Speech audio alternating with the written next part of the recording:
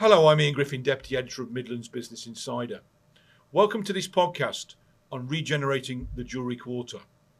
The Jewellery Quarter is the jewel in the crown of Birmingham's rich industrial past and exciting modern future.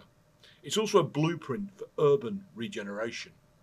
This high-profile square kilometre to the west of the city centre is critical to Birmingham's development master plan, with hundreds of millions of pounds being invested in residential development and infrastructure.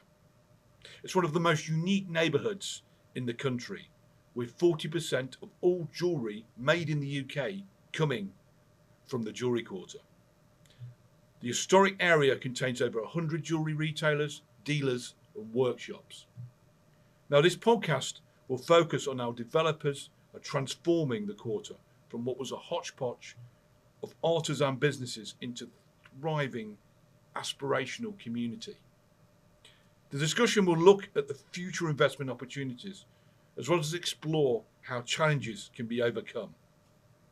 Now, to help me do that, I have three expert guests. They are Lisa Deering, Managing Director of Glancy Nichols, a leading firm of architects based in the Jewellery Quarter; Darren Clark, a Senior Partner of Arcadis, a leading consultancy; and Andrus Kopati, Chief Executive of developer Cordia UK, which is also based in the Jewellery Quarter and is sponsoring this podcast. Can I start with you, Lisa, as the architect on this discussion? Jewellery Quarter is a unique place with lots of history. How easy is it to develop an area like this without damaging its uniqueness? I think it's quite a difficult one. If we're going to be completely honest, we know the way the market is at the moment. We know that land prices, particularly in the Jewellery Quarter, if you go back 30 years, they were quite a bit lower. It had a big boom kind of early 2000s. People started redeveloping it and the values have gone up quite a bit. Yeah. But what makes it special is, one, you've got the heritage there and we have some magnificent buildings in the area. But actually it is that manufacturing base, it's the industry, it's the design. There's very few places in the world where you can go in and from cradle to grave, particularly jewellery, Yes. you go in and somebody will design it, they'll make it, they'll set the stones, they'll source them, probably get them cut there as well. Yes. So it's making sure that when we do developments, that we create spaces that those businesses can thrive, because a lot of them, they're not big businesses. You're not doing your high-end big names. These are little independent artisans, so it might be a single person in a shop. So how do you build into your development spaces that they can still afford to rent and they can build and generate and continue this vibrant community that sits there? What about having a conservation area? It's obviously helped protect the Jewellery Quarter and keep it as unique as it is.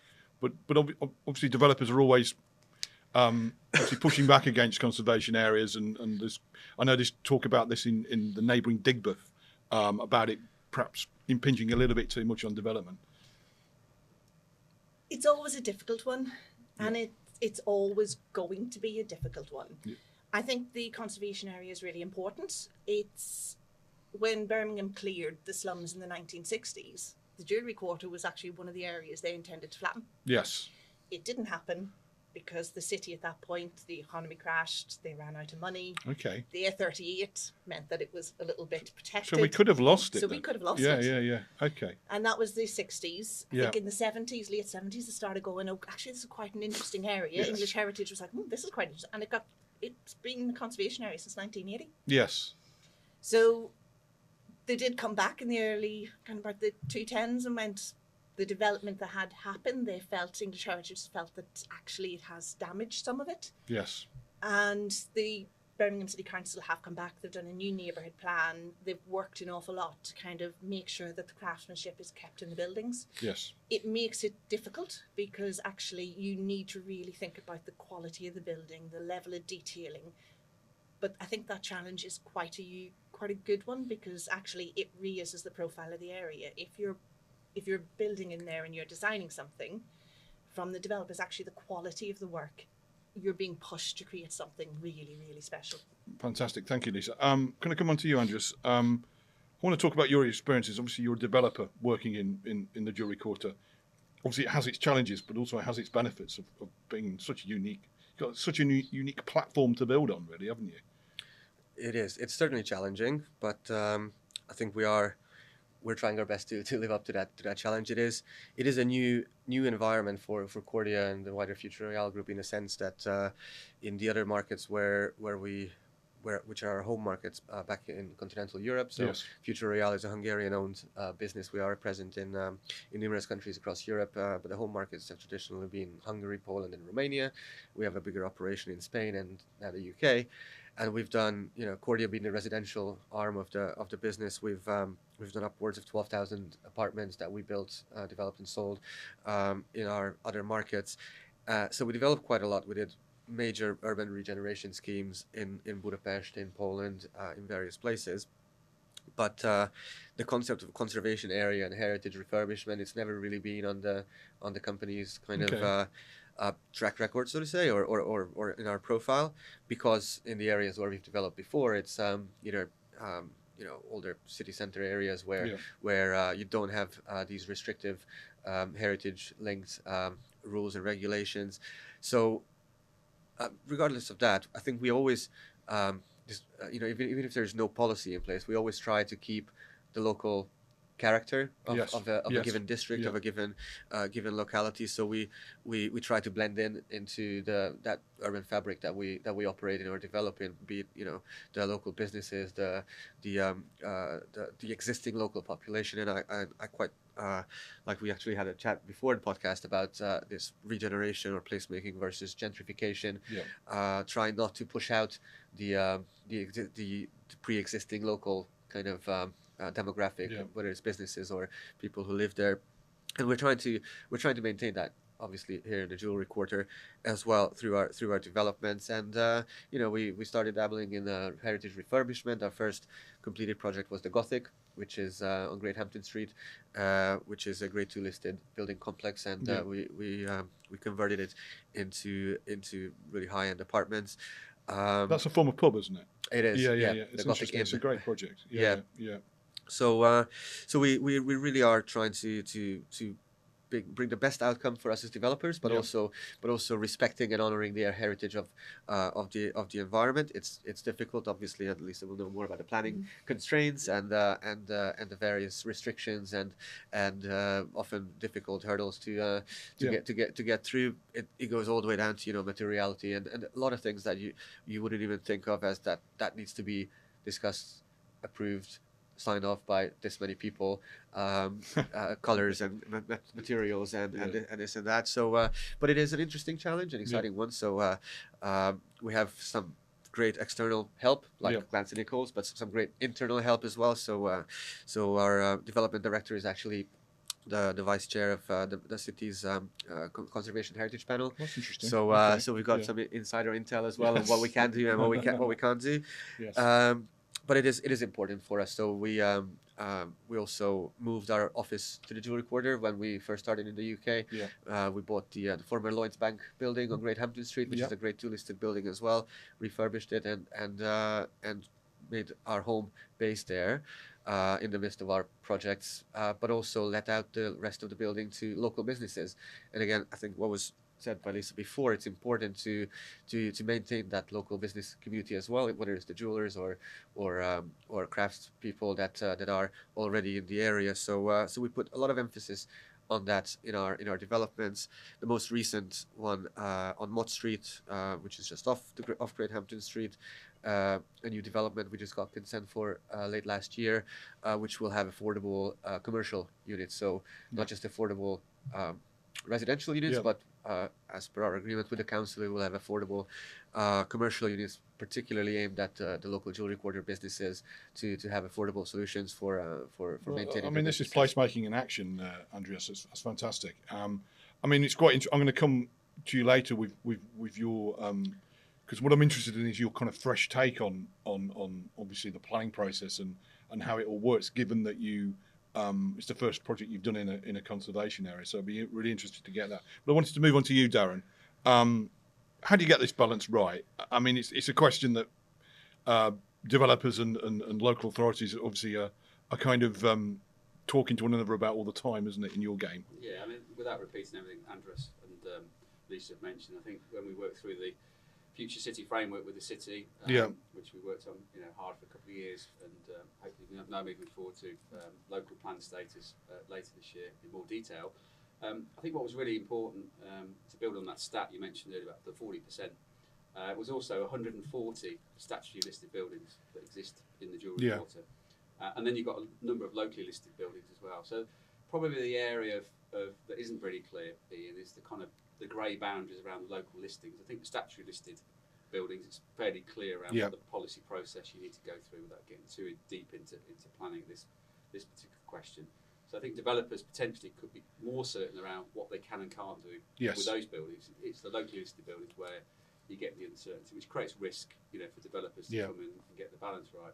And we'll come on to, I guess, the role of the public-private partnership a bit later. This is where the local authorities have decided that it should be protected as opposed to it being some kind of national institution. It's quite interesting, and that's a little bit more flexible, so to speak. Yeah, and you've seen a number of applications, the Northwood Street application, the Smallbrook Queensway development. There's lots of focus with lots of groups that are interested in heritage buildings, historical buildings, for the right reasons, around preserve. Because once those buildings have gone, they've gone. Yes. And I think the clue's in the title, really. It's the Jewellery Quarter because there are jewels in the crown. Yes. Not only, with the jewellery it's made, but also the jewels in the crown of the estate that exist in that area. So what we need to do is find that balance, right, as you say, between the push for growth, push for new entrants, whether that's housing, mixed-use developments, managed workspaces, to be formed part of that area, so it's all an authentic addition to the area that already exists, versus working with that heritage and preserving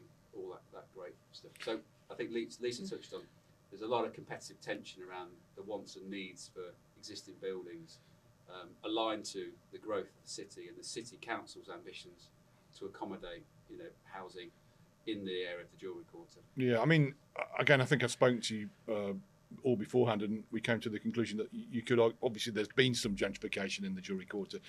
It goes without saying because of what has been built there.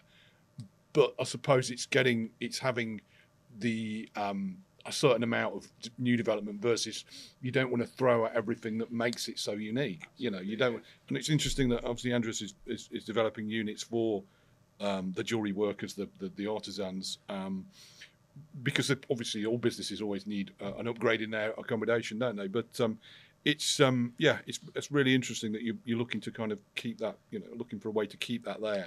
Can I come on to funding now? Because in development, having money and to do it is always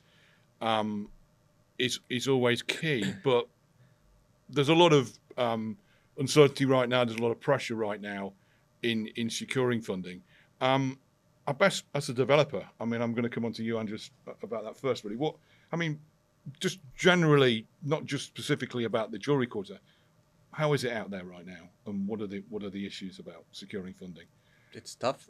Yes, it's tough. I think funding is one element, but I think that there's a wider issue here, which is generally viability of new schemes. Yes, which funding is one element of. Yes, and it has become extremely difficult to make new development schemes stack up to a level that would be considered viable by us, or considered acceptable on a profitability level, and just not even just the financial elements of it, but also the certainty of the end of the development. So essentially the exit. We are a developer, not an operator. Yeah, so of course. Yeah. For us, it is very important to have a visible exit route at the end of the development. So we are planning on we're developing build to rent assets, and we're planning on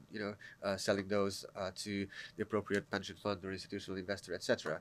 Now, in the recent years, due to global economic pressures, inflationary environments, government missteps, etc. So wars left, right, and Yes. center. There's been a lot to deal with, hasn't there? Yeah, there's been a Recent lot to times. deal with, but I guess the single most pressing challenge was the sudden and drastic change in the interest rate environment. Yes. Which I think, if you look at a longer historical context, 50 years or whatever, Yeah. the current base rate or the interest rate environment is not outstanding. So No. 3.75, it's not particularly high. No. The issue is when you have 0.25% in 1 month, Yes. and then within 12 months it goes up to 5. So It's a developers bit like of a us, shock. you are midway in a project, midway in planning a Yeah. project. You have your appraisal. You Yeah. have you might have some funding already secured that is not fixed rate but floats according to interest rate changes, and suddenly your appraisal is thrown out the window Yeah. because of the very sudden and very drastic change in the interest rate environment, and your debt servicing goes up 2-3-fold overnight, essentially overnight in a project lifetime metric. So it's difficult to make these projects stack up. It's difficult to secure enough debt because a lot of it is, well, not a lot, all of it is linked to valuations. Your valuations come at the beginning of the project when nothing's built yet. As a developer, you know that a lot of your profit or a lot of your upside is based on rental growth throughout the development process. Your valuation on day one is based on the value at that given time. No valuer will include any rental growth for the future. So the assumed value that you use for your lender discussions is that value, which on paper shows that, well, you're breaking even or making a slight profit. So your loan to value ratios, or the debt you can obtain is substantially lower. You have to use a lot more of your own equity. We are in a fortunate position that Cordia and Futureal is quite well capitalized, so we can do that. I assume a lot of smaller developers find it challenging to secure enough debt to deliver their projects. But I think it's putting the squeeze on everyone. Well, this is why build to rent has hit the buffers, isn't it? Certainly in Birmingham and some of the other areas around the Midlands in recent times, because of that, the ability to have the confidence that you're able to sell it on. Developers. Yeah, so that's what I was going to come on to. So one thing is securing debt, but then because of the interest rate environment, the inflation environment, generally the investment environment, a lot of the traditional buyers of these assets have pulled back. There haven't been too many transactions in recent years. Exit values, so yields have gone up, and exit values have been much more conservative and moderate. So so it is very difficult to plan for a guaranteed exit at the end of the project, which makes it very hard for us to commit on day one. Because we don't necessarily want to keep the projects, and the alternative is you develop it, refinance it.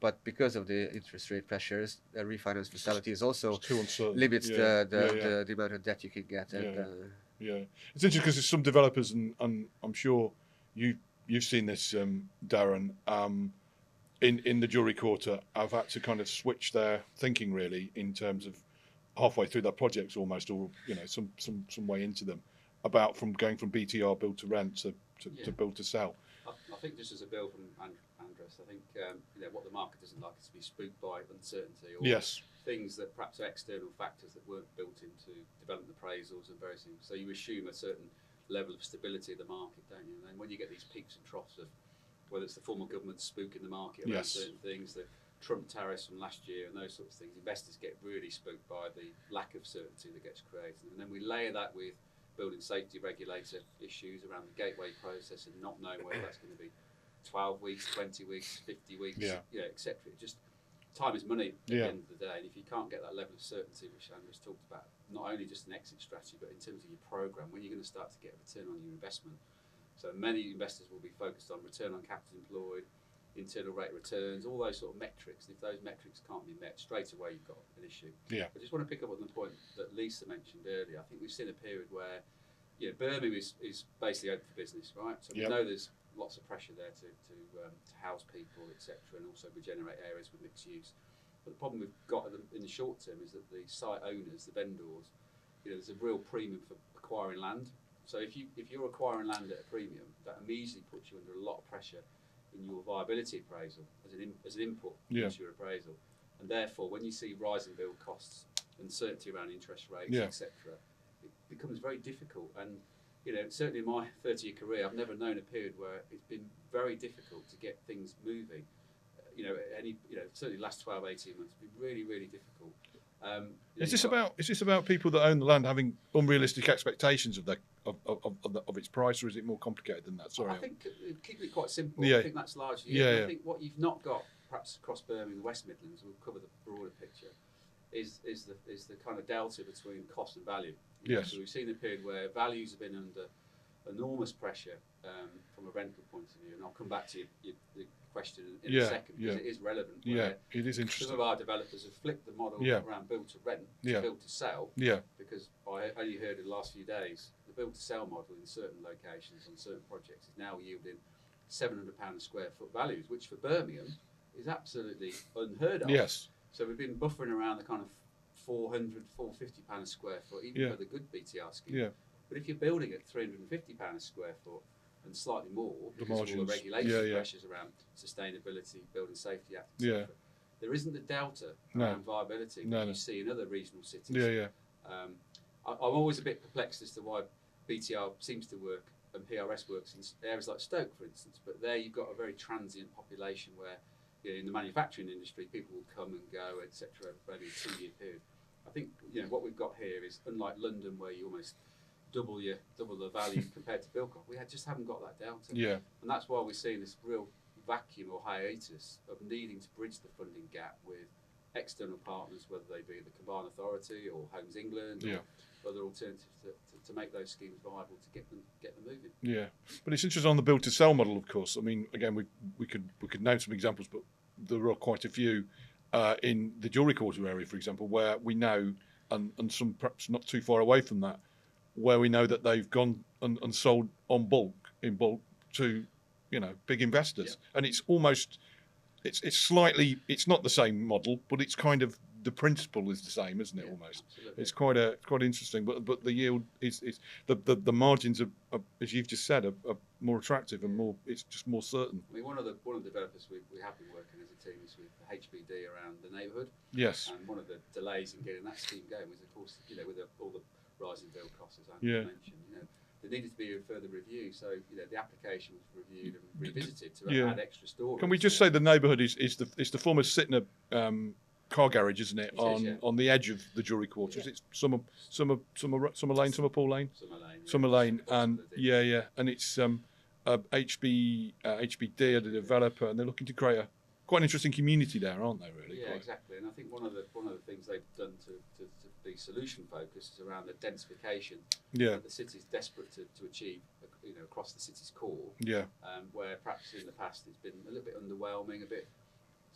I hate to use the word unambitious, but perhaps compared to other regional cities across the UK, hasn't sought to raise the bar around the level of densification of the scheme. I think that's now a pattern in play that you'll see. That starts to try and deal with some of the viability challenges that cities had in recent times. Really. Can I come on to you, Lisa? You talked about densification. It's something we've been talking about in Birmingham for a few years now. And talking about raising the bar, there's obviously a lot of buildings that have got quite high in Birmingham. It's slightly different in the Jewellery Quarter because you can't do it. So, but you don't have to go high to be dense, do you? No, and I think that's, if we go kind of densification, if you go strict legislation, you've got overlooking distances, the setbacks, there's all that. But if you put that in the Jewellery Quarter, you're essentially killing what makes the Jewellery Quarter the Jewellery Quarter. Yeah. It was built up. It was built around manufacturing, and the original manufacturing was designed. It was actually all around St Paul's was designed as a wealthy estate. It was never meant to be manufacturing. Okay, interesting. So in the 1700s, yes, of course. It was the new Mayfair. Yes, it was. It was a posh place to live. I mean, famously, the American author Washington Irving lived there for a while with his, I think his sister and his brother-in-law. And there's some thing I've read somewhere that he actually wrote part of. Is it Rip Van Winkle or Sleepy Hollow in Birmingham? But I don't know that, but it's a nice story. But it was. So it built up with this whole idea that you had your ground frontage, and it started off these wealthy residents, obviously businessmen. So they like your cottage industry started doing manufacturing in the back. Yeah. And as the Jewellery Quarter built out, that theme of kind of your grand front entrance, your big windows, beautiful facades, and really dense behind, because that's where all the manufacturing happened, continued. Yes. So and because it didn't get cleared in the same way that certain other areas have, actually you still have these plots that have that. You have this continuous frontage, you've got all the little legs that come out. Yeah. But if you look at them, they're very close. So from modern standards, the overlooking wouldn't work. But if you started to change that, actually what gives it that uniqueness is these narrow little alleys that kind of come down in between. These little hidden courtyards that you get in the middle of it. Yeah.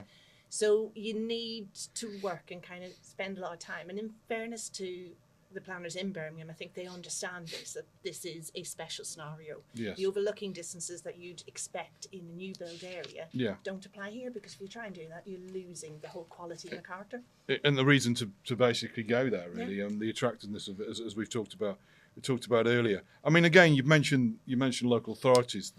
Obviously, what's important here is, as it is in a lot of developments, is to have a good working public-private sector relationship to overcome all these issues. And again, Darren talked about it earlier. I mean, can I ask you, Andres, how have you found working with Birmingham Council? I mean, obviously, I suppose I suppose you have your you have your good times and your bad times, I guess. Really, this is how it works in development. It works like that. Yeah. Everywhere, not just Birmingham, and it works like that with every developer likes to moan. Yes. And there are legitimate reasons for that. But all in all, I think our relationship with Birmingham City Council is good. Yeah. And we've been in the city now for five years. We spent a considerable amount of money that we invested into the city. So we came with a background where, in our home markets, Cordia is a household name, and we are the market leading developer. And we came here, and we were a completely unknown entity. But I think by now we managed to build really good working relationships with not just the council, but other public authorities like the combined authority or others. So I think those relationships are good. There are challenges. There are obvious challenges in Birmingham City Council, which directly impact the developers and particularly the lack of resources and human resources. You're talking about the planning department particularly. I mean, absolutely. Again, it's not dissimilar to what some other local authorities have, but obviously it is. They have had some issues because of their financial constraints, haven't they? So they have, and that's and I appreciate that challenge and that difficulty.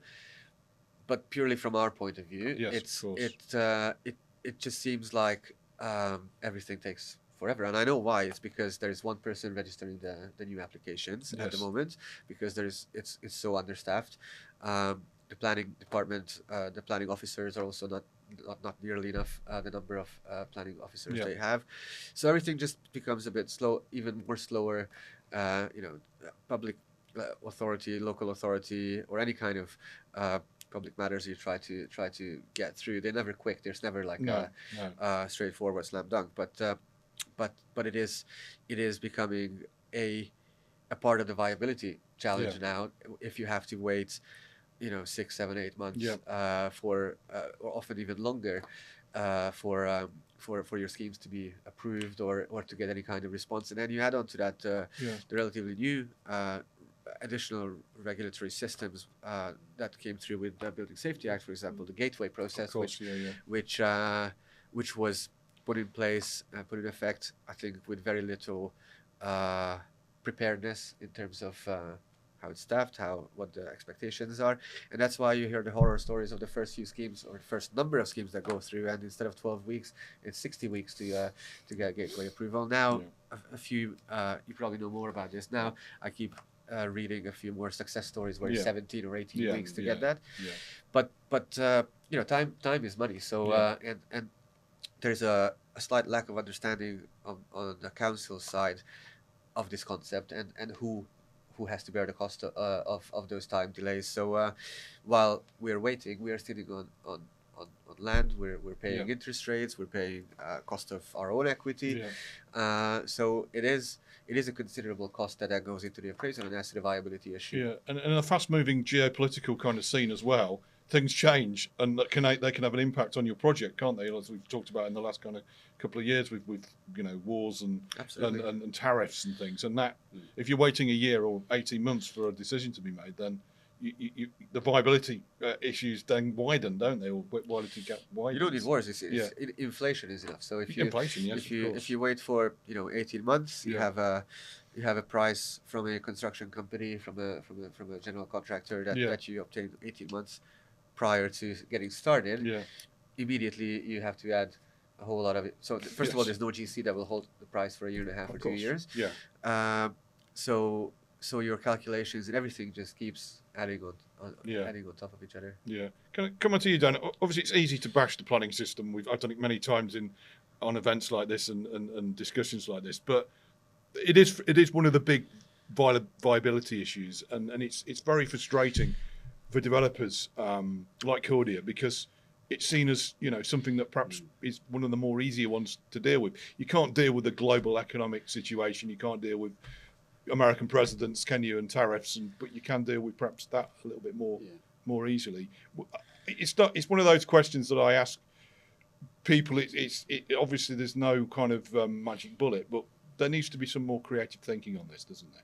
Yeah, I think in a round table that both Andres and I were at last week, I think it's very easy to keep bashing the planners, but I think we should put a bit of balance into the conversation as well, around the fact that you can also understand from a city council planning perspective that there's been a number of applications been raised in the past where people have been quite speculative to try and achieve an outturn on a piece of land, densify a planning application to get an outturn, so a higher land offer to then flip the site to achieve something which has ended up with a means to no end. Yeah. So I think you can understand the frustrations the council have had, where they're trying to create the mantra around Birmingham's open for business, it's an investable, deliverable city, yet you're pulled back by some of the applications that have gone in that are kind of countering against that sort of ethos. Yeah.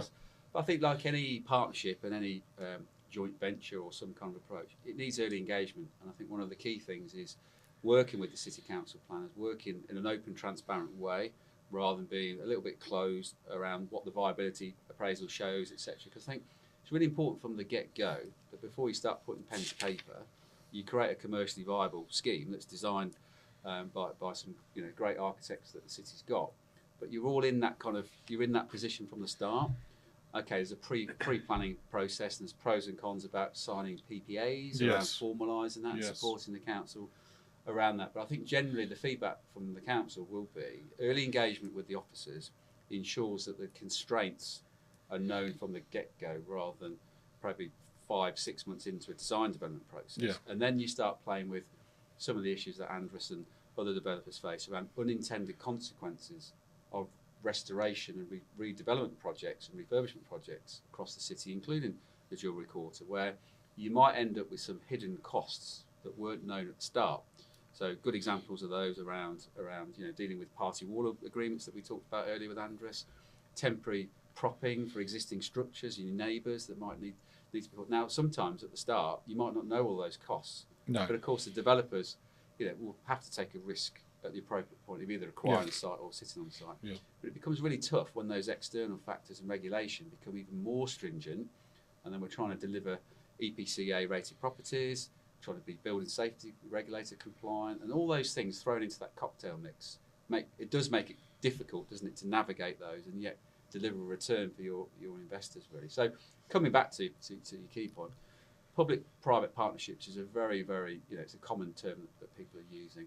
Yeah. And some really good examples across the country where, people like Muse and others have worked very closely with Homes England to create the ECF fund approach around working with LNG, working with those investors, etc., to really work and understand those potential constraints on every development, and then what's the roadmap through to delivery. Because what this city clearly needs is delivery. It's a city on the up, well publicised, the ambition's there. We had our golden decade, but we kind of almost need to bring that back after the Section 114 notice. Yeah. And it needs to be on the up. It is we as a business, we see it as the biggest opportunity in Birmingham across our entire UK business is to really focus on Birmingham and the West Midlands to drive growth and move it forward on the back of HS2, all the big sort of infrastructure projects that are muted around the city as well. And obviously the Jewellery Quarter, and again, I've mentioned it earlier, Digbeth nearby, are obviously prime sites, and perhaps, well, we know they're beneficiaries of what's going on at HS2 and the potential for that. Sorry, can I just bring you back onto that joint venture? Is it the English Partnerships? English Cities Fund. That's it, yeah. Yes, it's English Cities Fund, where it was driven by the developer working in partnership with Homes England and external investors. So you've seen examples, even locally in Wolverhampton. Yes. So it's been quite prevalent in the northwest with projects in Stockport. So again, that kind of tension in Stockport. If you look at the heritage buildings that exist in Stockport, they are, they're very prevalent across the landscape there. Northampton is another example where in the town centre there, ECF has exploded into life around there. And then there's other examples but the point is we see it as a great solution to the challenges faced between the public and the private sector about the needs and wants, and stress testing the business plans together jointly, rather than, we've got a viability challenge, can we put a grant application in to bridge the funding gap? Well, there'll be lots of people looking at those sorts of things, but be more proactive with the potential public sector partners to drive instead of reactive and only basically start going on about it once you've hit the buffer. Lita, as Darren says, it's so important to have that kind of open conversation relationship with your local authority. It sounds basic stuff really, but it's not something that's traditionally happened and perhaps doesn't come easy to a lot of private sector developers and professionals. I'd say it comes down to the relationship we have with the council. And I think as Darren has mentioned, the planners, if we're completely honest, they've come under criticism themselves by committee members going, well, this is great. We've given you all these planning permissions. Where are the buildings? Where are the homes? Because certain developers become known for, we'll get a planning, we'll flip it. Yes. And the planners, as a result, because they're getting criticism off the back of that, because their job, they're not here to stifle development. They are here to enable it. And when they're being criticised, so they're being a lot more, if you have the relationship, such as the likes of Cordia, where actually they know that they're going to do it, they know they're going to develop what they're going to do, you tend to get really good engagement with the council. If they know that actually you care about what you're doing, you're going to develop it, and you are going to make sure that what you develop is a quality product, they will engage with you. They will sit down, they work with you. They want jobs to happen. They want them to get built. It is for the betterment of the city for them to do that. I think we all know they are under-resourced. They are massively stretched at the moment, which probably doesn't help matters. So every planning officer is across probably a lot more than their workload should be. We know there's delays in validation as a result. But I think actually if you build that relationship, if you spend the time with them, if you're quite honest as to actually this is what we're doing, and actually be honest with them over the timeline as well, over when you need to get it done. Is this something that you're looking to do in the next 12 months? Not everything is. It might be actually I've got a larger scale vision and I need this to get moving in order to enable me to do something else in 5 years' time, in 10 years' time, as part of a larger plan. You'll get much better buy-in because that gives them the story. It allows them to know what's happening for them to work with you.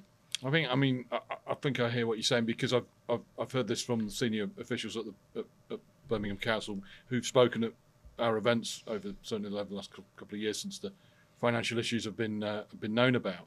That what frustrates them is they kind of get involved with a developer, go through all the hoops to get it, really push it through the planning process, obviously get it voted through or delegated through, and then it doesn't happen. Because obviously then that makes them look, as you just said, they get the criticism. It's a multitude of reasons. Sometimes it's people flipping sides. Sometimes it is, let's be honest, the last 6 years have been an absolute perfect storm. It's been one thing after another that has hit developers. So schemes that may have gotten consented kind of 5-6 years ago don't necessarily stack now because the market is so different. We've had so much inflation. There have been changes in legislation, so things that might have been approved, we've had to redesign because it's constantly changing, things are happening. It's not always as simple as somebody just wants to flip the site.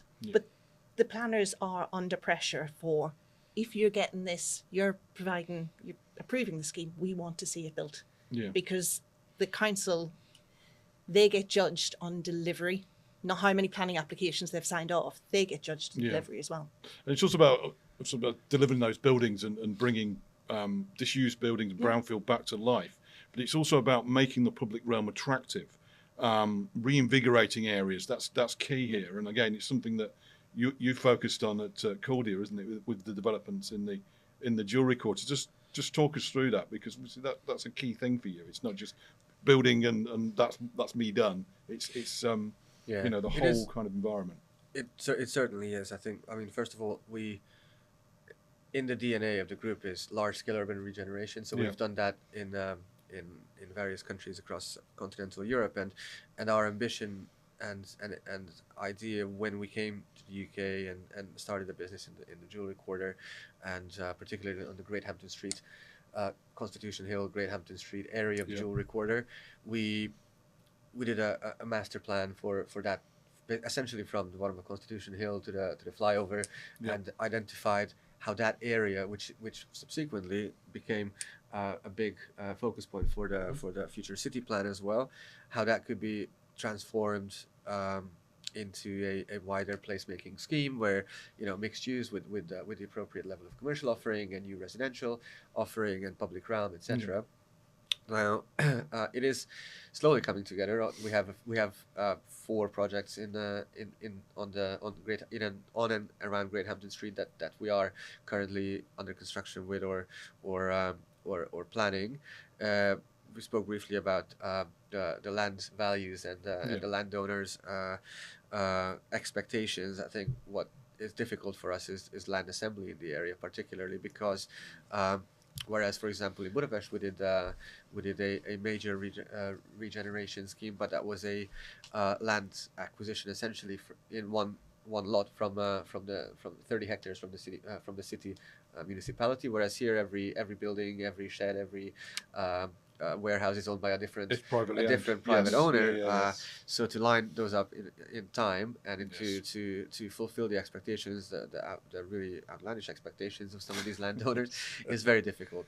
But to your point about the public realm, when you're doing developments of this size or this kind of geographic or city extended nature of these projects, that it's not just one site somewhere but multiple sites, and you start looking at what's around it as well. How can you improve the area around the projects for the local residents, for the tenants, for the businesses, people who work there and live there, and as a consequence raise the value of the area as well. So it's not 100% altruistic, but there is obviously an element that if a nicer, safer, better connected, better offering of public realm increases the values or increases the rents, etc. So we have looked at that on Great Hampton Street, which is a key arterial road into the city, and the way it is today, it really doesn't do it any justice. So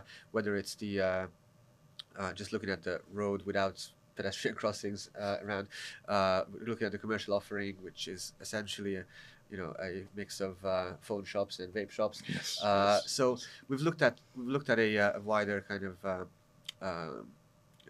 public realm plan with some of the local Jewellery Quarter partners that we work with, like the JQ Bid, for example, and the JQ Jewellery Quarter Trust, and we created a plan where we wanted basically it's narrowing the street, putting in trees, putting in a bike lane, and just essentially making it visually and a more attractive area, and safer. And then we're also consciously trying to put the commercial offering in our buildings that we do along Great Hampton Street, a more curated offering of commercial tenants. So to move away from the traditional kind of shops that you have there now, change the mix a bit and make it a destination essentially in itself. So obviously this is investment additional to the developments itself, which would be happy to, or we are happy to allocate to our placemaking scheme. But I think it would be interesting to get council's input on this. For example, we pay a lot of contributions already in Section 106 fees, course, in CIL, in all the various levies that developments incur, and then they end up, we don't know where. So, so we will be very keen to exploring an arrangement where some of the Section 106 monies from these projects, 4 or 5 projects along Great Hampton Street, can be ring fenced. Yeah. So I think what the 106 monies that we're paying should be used for, road improvements, public road improvements, and we're quite keen to exploring that further, because that would really help delivering this vision, which is at the moment just a vision. Of course, and then what you're looking at there really is you're looking to make the place more attractive to attract other investors. Basically, as you say, there is some benefit for you, but also if you're making an whole section of the Jewellery Quarter, more pleasant, more attractive, then it has a wider benefit to the economy, doesn't it? It's not just, it's a wider benefit for the economy. It's creating jobs, Yeah. and just generally for the people who live there, a nicer and safer and more pleasant environment Yeah. to be in. Yeah. Again, public rail, Lisa, is a big one, and I'm getting it's something you obviously focus on when you're designing projects.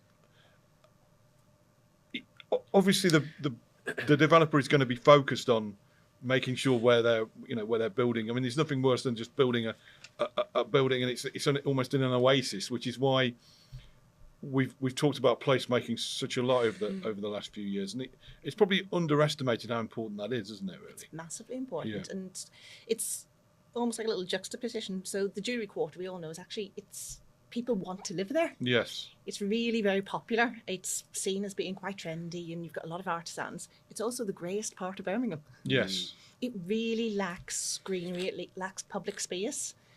So I think it has this real opportunity, because it is such a desirable area. Yes. It has this real opportunity that actually working with the council and going, well, what can we do with the spaces that we have? So we build on the quality of that. We actually make it more pedestrianised so people can walk around a bit easier. And actually the history of it means that people want to, you've got the residents that are using it, actually should generate a lot of tourists and people wanting to come visit it because of all the history of it. Yeah. So how do we make this a space that your little artisan shop that's sitting there, people wander around the streets and they drop in, and that's that informal, which helps commercially with the business. If the businesses are doing well, then that helps with the developers, with actually supporting them further. Yes. So I think working with the council is really important with the wider ones, and then it's looking at the sites we have, because of, as I mentioned, a lot of them factories of various sizes. You do have some quite large plots that are little fortresses. Yeah. But if we can start opening it up, kind of links through there, creating where we have little courtyards, little pockets of green through it. Yeah. It's never going to be somewhere with this massive big park in the middle. It's not right for the area, let's be honest. Yeah. But you can really bring in little bits of public realm and green, working with developers, but we need the council's buy-in, and I think they are pushing that as part of the neighbourhood plan, and how do we bring that out into the main streets? And perhaps some creative ways that Andrew's talked about in funding that, because obviously it needs funds, and as we know, the council, the local authority aren't going to provide all of that because for various reasons. Yeah. But the private sector are willing, but they need some some creative thinking on the local authorities. There have been things. You can see they're starting to try and push it. Yeah. Was it last year? Last year they did the lighting instalment all through the Jewellery Quarter. Yes. But it was never a temporary one, so they've kept ones and says, by my office, and where you are, we have that one that's going in the canal. Yeah. Little things like that, actually, it causes footfall. So people come in because it's there. They feel safer because it's brighter. It's more engaging. That encourages people to spend more time on the street. That improves it commercially. It makes places feel safer. It's making sure that you have both your daytime and your nighttime economy, that people want to spend time there, they want to stay there. Yeah, and footfall is key. And again, footfall creates more footfall, because people, if you see there's no one else there, well, why is no one else here? It's a bit worrying. And then you get, the concern about, and it's always more of a concern than actual reality, as we know. Antisocial behaviour and crime, and it's the perception. I mean, it's quite interesting that, again, I keep talking about Digbeth, but I think there are some comparisons here. I talked to a developer there, Oval, and there's a story on it, I think last year, where they'd actually, it's quite a novel way that they had to make the street environment a little bit more attractive. They piped in classical music in parts at Digbeth. I think a piano music show, because they'd learned that from places in New York. Apparently, and there's certain music apparently that's more effective than others, like Chopin and Rachmaninoff or something. I had a really quite a long conversation about it with one of the directors of that business. It's quite interesting. Obviously, completely gone off on tangent there, but I think that's quite a quite interesting one. Sorry, can I come on to you, Darren? Again, public realm. Again, it's something that it's it's one of those that gets forgotten sometimes. But we focus on it more and more post COVID, haven't we? The green space, getting out and out of the office basically, and spending in the local area. Yeah, look, the basic premise of the ambition for the city is to create those 15-minute neighbourhoods, the livable, walkable city commutes, or those places that you can go and spaces to enjoy. So again, if you compare to other cities, whether that's in Europe or in the UK, some really great walking trails. I mean, you only have to come out of Euston Station. There's a good green walk that you can take all the way through to King's Cross, and look at the work that's happened there over the years. So again, that's a good barometer to gauge about the progress that our city in Birmingham is making towards those type of highly ambitious projects that have already been delivered. And I think the consequence of those, you've already seen the uplift in values and all the things that have happened there. So if we look at those main arterial routes that Andres talked about earlier, the A38 is clearly, it's there, exists for the car. It's always been there for the car. In a way, there's a bit of tension where you can navigate and cut through the city's core pretty quickly in the car. Yes. But the Birmingham Transport Plan is very clear about trying to declassify that A38, perhaps take less emphasis on the priority of the cars generally across the city. Yes. So that's a medium to long-term project which needs to be done on a phased basis, not only because of obviously the workers and commuters, etc., coming into Birmingham, etc., but I think we need to change the balance now around maybe less emphasis on the cars, making it safe, attractive, walkable to get across. And that project you mentioned in Digbeth, actually, there are some very good similarities, aren't there, between Digbeth and Jewellery Quarter. Yeah. Digbeth had a grant from HS2 to improve the lighting, and that was quite interesting light. It's quite arty and different colours. So again, in the evening, you can walk around safely in areas that perhaps in the past you wouldn't have done. So we need to see that ambition being pulled across to the Jewellery Quarter and say it's a good start, but how do we make all those connections, walkable, that you feel safe and secure after darkness, etc., whether you're on your own or whether you're in groups, etc., it can still equally be quite a vulnerable place. There's a key project which we haven't mentioned, which is called the Greenways project, which is the key project that links into our future city framework, and that includes the A38, but it's all about penetrating and improving those connections into areas, a bit similar to what's happened at Paradise, as we touched on the other day, around suddenly you can increase that footfall because you're no longer looking at a really poor quality bridge that exists across Great Charles Street at the moment. Again, you've got to navigate, it's not very accessible. So if you do have impairments, whether that's physical or non-physical impairments, and really challenging sort of artery to cut into the primary part of the Jewellery Quarter. So we need to try and look at that. And then if you laid that with the crossing points at St Chad's, and then you've got Newhall Street at the top, how can we really open up those arteries to allow people to access the Jewellery Quarter up there? And as you say, footfall is important because of all the local trading. And we forget the pubs and the various establishments there, the restaurants that there's some really great examples. And if we can just push that further, the area will really grow alongside the physical and the visual improvement of the public realm. You've got the business improvement district, which is laid into that as well. And they're working very hard with developers like Cordia to try and push that bar again up very hard. Because let's face it, you've almost got that micro competition within the city, and then you've got the macro competition with international visitors coming. I think the point that Lisa touched on, it's not just for Birmingham citizens, is it? Because the Jewellery Quarter is one of the 7 or 8 world trade level cities for culture and those things which got established in 25. So how do we harness that strength and try and make it a better connected part of the city, not an afterthought? Yeah, I mean, connecting the Jewellery Quarter with the city centre has been something again that's been talked about for a while. We've got the tunnel, lots of negatives there. We've got the rickety bridge, which again not brilliant. and then we've got the crossing just further up near, well, not too far from Paradise, basically. There's this talk of a super crossing as well, isn't there? I think there's going to be some work starting on that this year, from what I hear.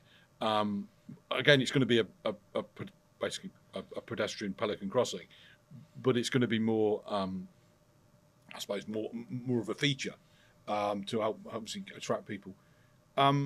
This kind of barrier that the A38 has created over the last 50 years or so. That's held the Jewellery Quarter back, but it's also had some we talked about it earlier, didn't we, before this podcast? It also, you could argue, has had some slight benefits as well. It's weird, isn't it? Protected it. Yeah. It's got, just expand on that. That's quite interesting. I think we all know that kind of came in around the 60s. Yes. Birmingham had the big boom. Yes. Positive and negative, yes, great, lots of development. There's a lot of decisions that were made then that we are still putting right now. Yes. Because it became all about the car. Yes. And one of those was the A38 that kind of came through, and it completely cut out that inner ring road. Yes. Cut off the centre of the town. Yeah.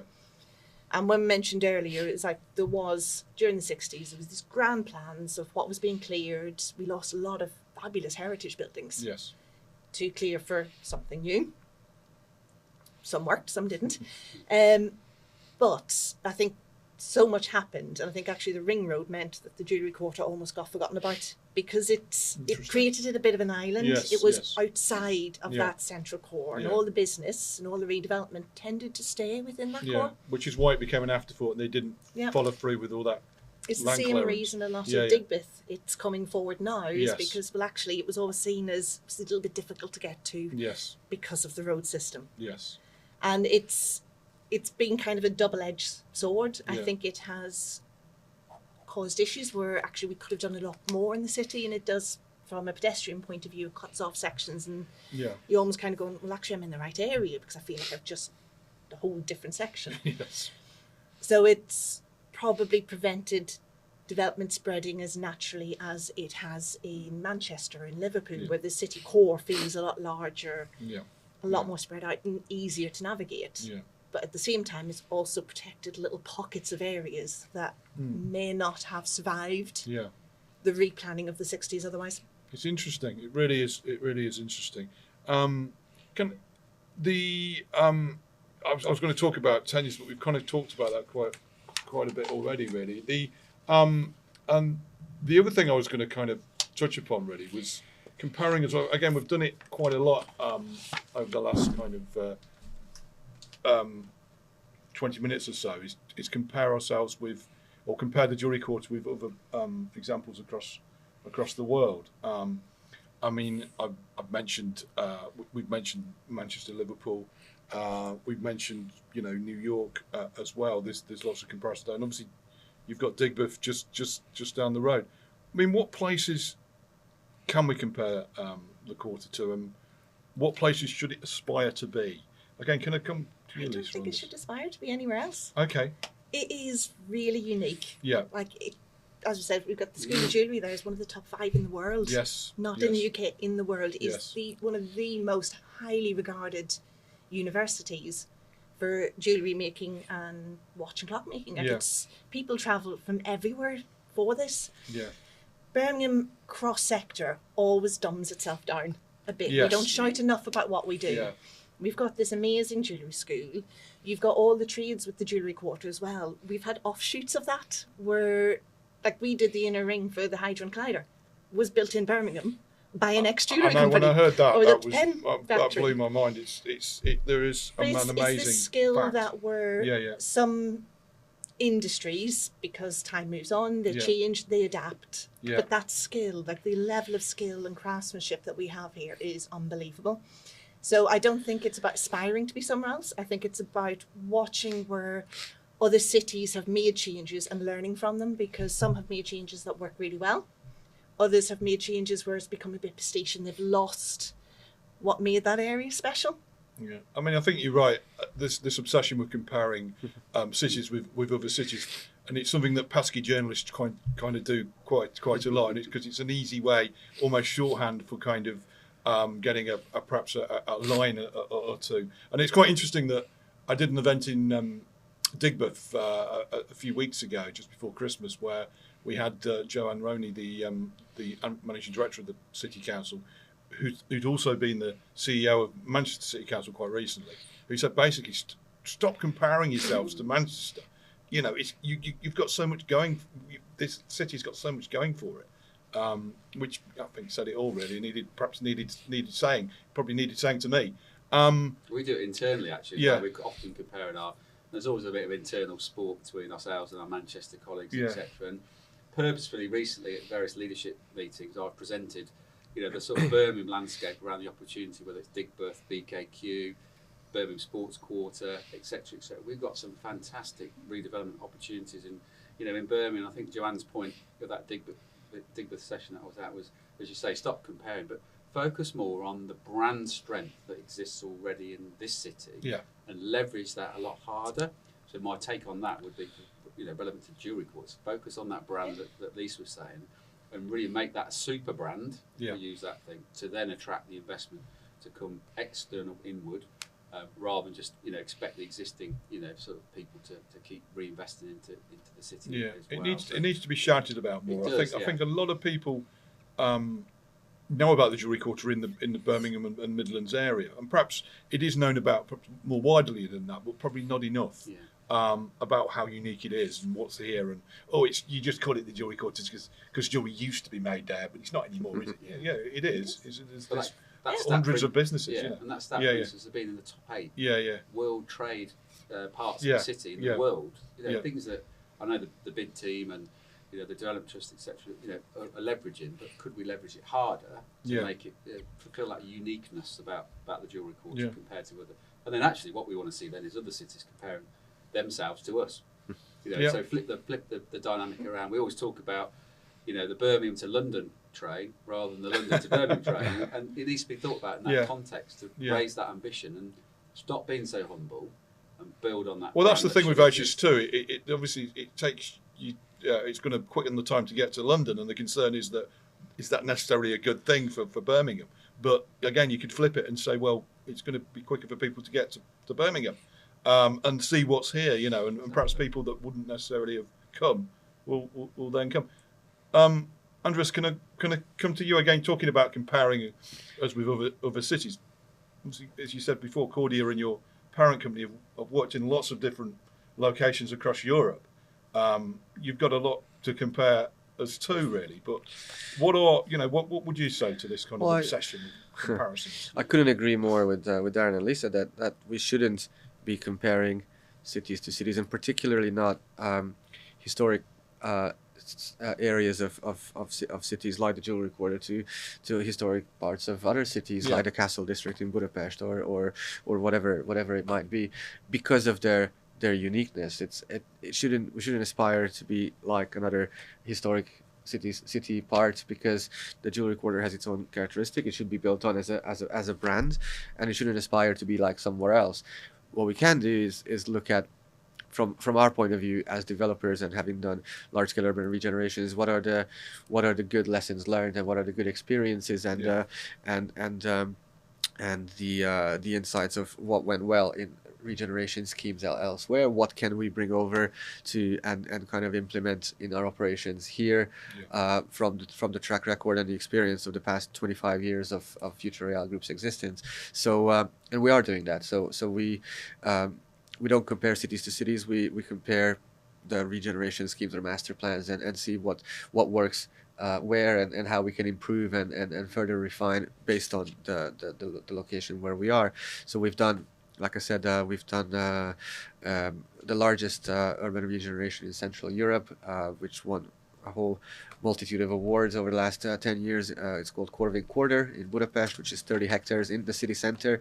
Previously the least affluent, I don't like to say slums, but the worst part of the city center, which is now transformed to a micro location with 3,000 new apartments, offices, a pedestrian street cutting across in the middle.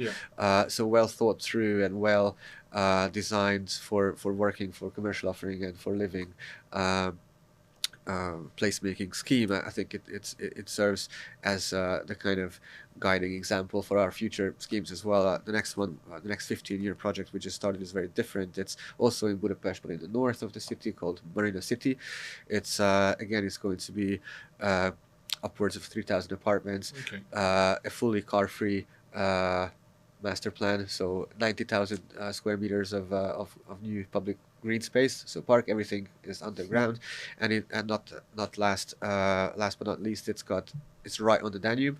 It's got a 1.2 kilometer private Danube riverfront section, which will be a pedestrian walkway and cycle lanes and commercial and hospitality offerings. So we have, every city has different characteristics. So we have a Danube in Budapest. We don't have a Danube in Birmingham. Yeah. We have the canals, or we have the whatever else the city's characteristics are. That's why it's difficult to compare cities to cities, or we try to be ambitious and be like that, like another part of the world. What we should do is take the lessons learned and the good examples and the good.